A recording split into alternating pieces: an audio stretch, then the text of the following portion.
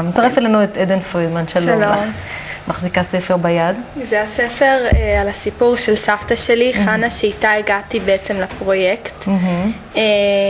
ניצולת שואה. כן, היא ניצולת שואה, פרויקט של ניצולי שואה.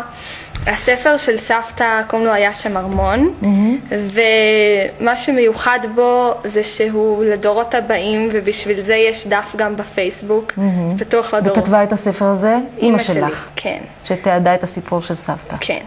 ובעצם כולנו רואים את השואה בתור דבר בשחור לבן, והניצולי שואה ראו את זה בצבע. ובגלל זה הספר עם צבעים, מרובי צבעים וחיות שיהיו עדות לסיפור. היה שם ארמון, איפה זה שם? זה רחוק בפולין. כן.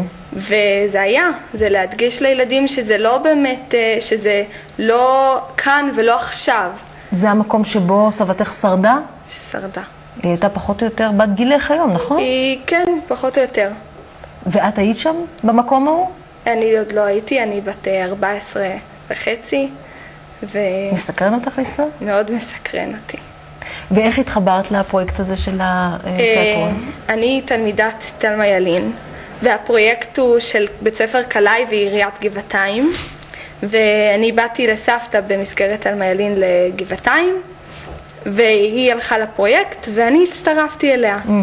גם היא משחקת בתיאטרון? כן.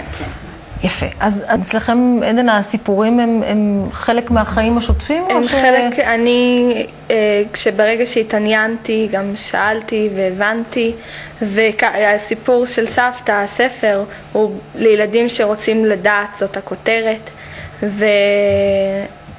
הסיפור של סבתא הוא מאוד מעניין, ויש לי גם סבא ניצול שואה, וביחד אני מאוד מסקרן אותי בכלל כל הנושא של השואה, ובגלל זה גם הסכמתי להגיע עם סבתא לתיאטרון.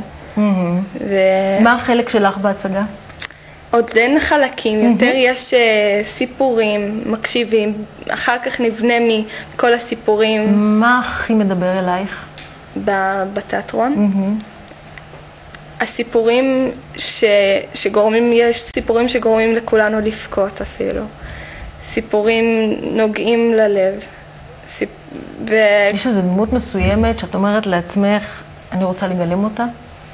אני מתחברת אליה מהמקום הזה שאני מוכנה להופיע איתה? כרגע אין דמויות שאנחנו חושבים עליהן בתור שחקנים, אבל אנחנו מקשיבים לכל דבר ומנסים לדמיין אותו בתור הצגה,